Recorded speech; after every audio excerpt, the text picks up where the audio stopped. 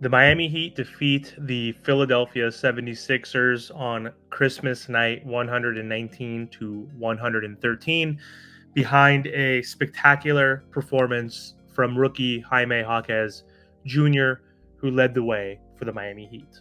Eric Spoelstra has now improved to 9-0 on Christmas Day, which is actually a NBA record for coaches. Welcome back to the Team to Beat Miami Heat basketball channel. My name is Amir. Before I get into the recap and the video today, I just want to thank everybody for their continued support. I'm almost at 500 subscribers, so I'm getting close to my goal. So if you guys could please subscribe to the channel, it would definitely mean a lot. So thank you for the continued support. So last night, the Miami Heat were shorthanded once again, as usual. They were playing their third game in a row without Jimmy Butler, who's been sitting out with a calf injury. The Miami Heat are now 3-0 without Jimmy Butler. Haywood Highsmith and Jay Rich were also out for the Miami Heat. And for the 76ers, notably Joel Embiid was out. So I honestly didn't watch this full game. I was actually watching this on my iPad. I'm a Niner fan, so I was watching the Niners get destroyed by the Ravens last night, which sucked. I probably should have just focused on the Heat game, honestly. But going into the game, I was upset that the games were both exactly at the same time at 5 o'clock Pacific time, so that was annoying.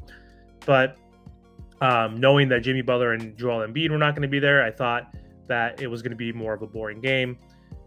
When it comes to playing on Christmas, the NBA usually selects premier teams, contenders, teams with superstars. Miami hasn't played on Christmas Day in a while, but they finally had the opportunity to play, and they took advantage of it, even though they didn't have their best player, arguably, Jimmy Butler. So this game was a fun game and a typical Miami Heat torturous game where they almost blew a big double-digit lead per usual.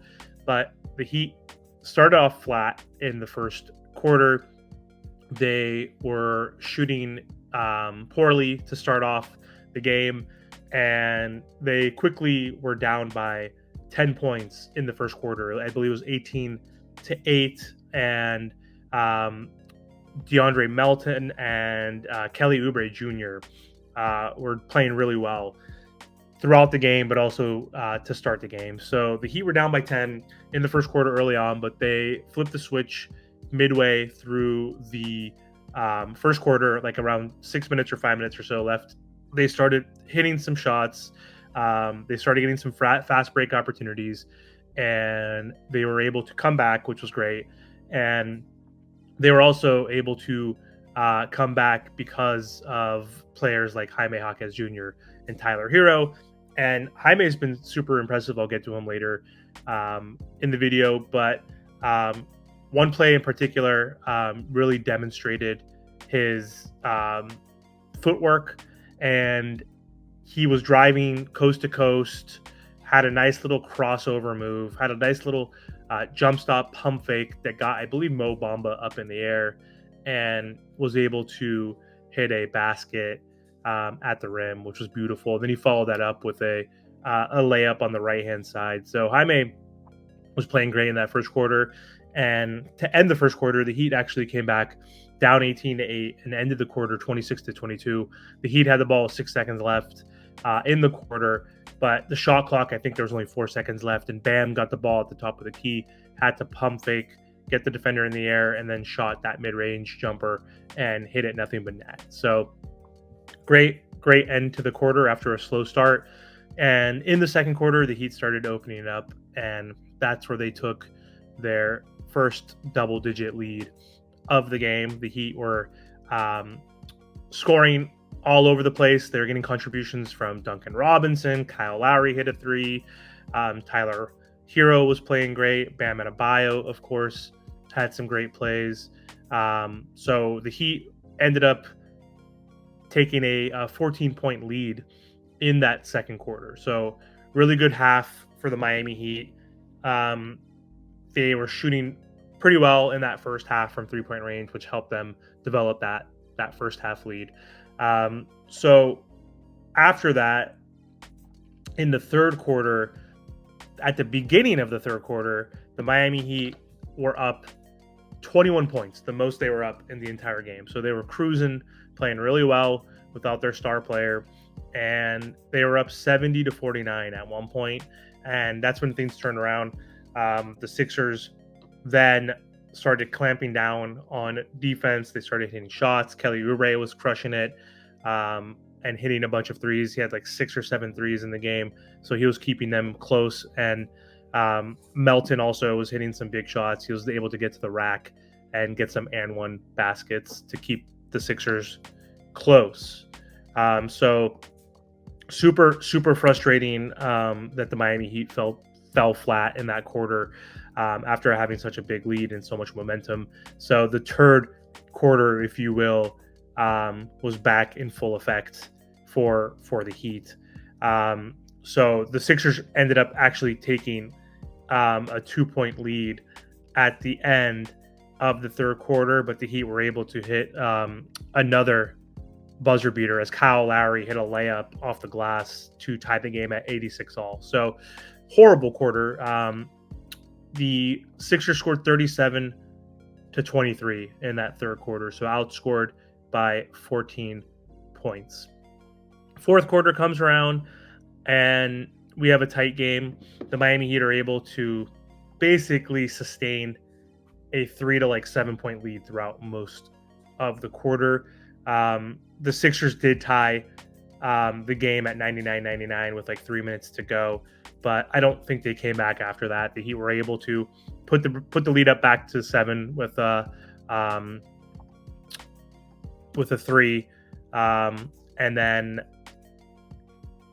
Tobias Harris hit another big 3 with 3 minutes left to bring it to 4, so it was 104-108. Then Tyler Hero had a nice pull-up opportunity that he missed, and Bam Adebyao was able to tip that in to bring the lead back up to 110-104. And then Duncan hit a couple clutch threes with 2 minutes left. He hit a pull-up 3 from Kyle Lowry to put the Heat up 9, 104-113.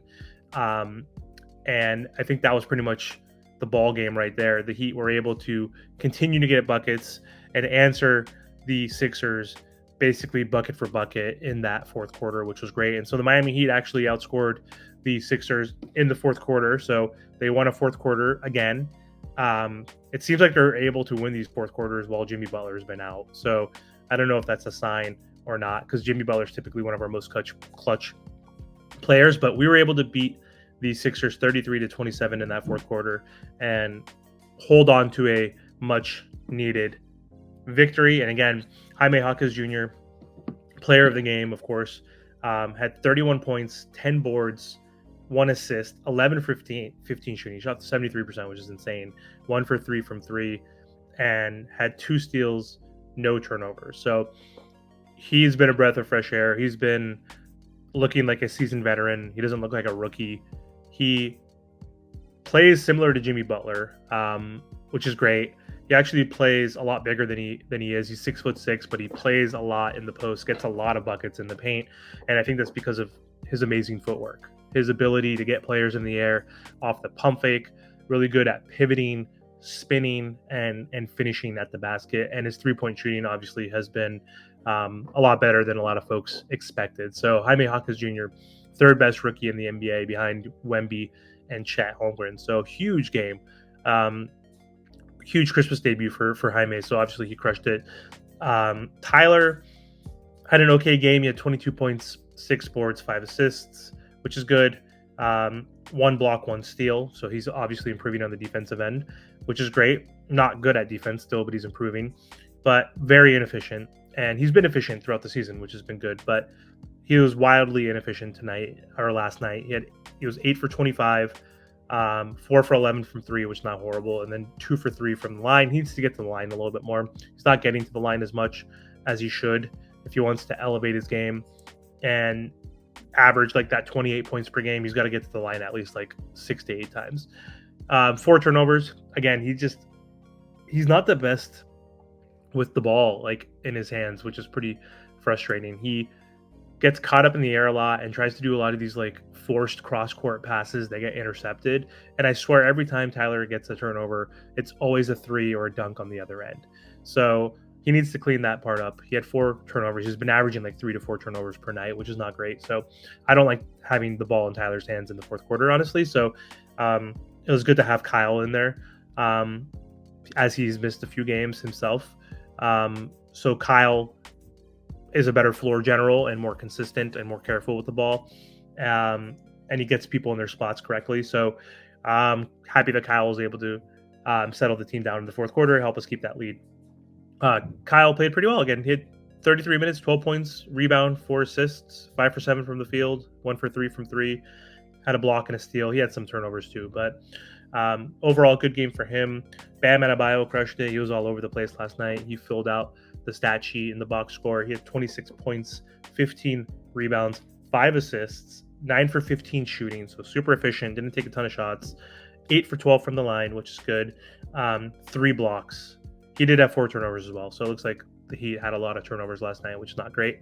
Got to clean that up. But Bam, what an awesome game, dude, offensively and defensively with those 3 blocks. He was all over the place. And then Duncan Robinson off the bench, 34 minutes, having an incredible season. Most improved player in my mind, 16 points, 4 boards, 2 assists, 5 for 13 from the field, 5 for 10 from 3. He had 1 steal as well. So Duncan, again, had some huge clutch threes in the fourth quarter and some good playmaking. You know, he only had 2 assists, but he had some hockey assists as well. So passes that led to assists. So overall, good game for the Miami Heat. You know, the Sixers didn't play that great. Obviously, they didn't have Joel Embiid, the MVP. But Maxey, their young and up-and-coming promising player, played horrible last night. He only had 12 points, 4 for 20, and then he was 1 for 8 from 3. So horrible night. They were led by Oubre and Tobias Harris. Harris had 25, 7, and 6, 10 for 18, 4 for 7 from 3. He crushed it. And then Kelly Oubre is who kept him in the game, really. 25 points, 7 boards, 3 assists, 6 for 9 from 3. And then actually Mo Bamba off the bench. I forgot about him. He crushed it. 26 minutes, 18.6 boards, 2 assists, 3 for 3 from 3. So good game for Bamba off the bench. Great games for Oubre and Harris to keep them afloat. But the Miami Heat win again on Christmas night, which was great. The Miami Heat are in the 5th seed of the Eastern Conference. They're 18-12. They're on a 3-game winning streak since Jimmy's been out.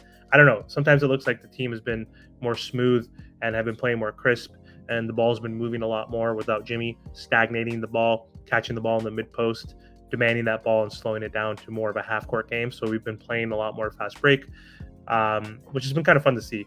Obviously, I'm not saying we're better without Jimmy Butler. I don't want Jimmy to return, but nice little 3-game win streak.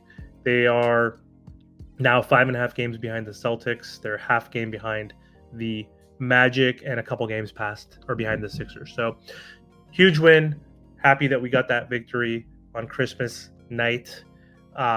Let's see. Next up for the Miami Heat. Who are they playing?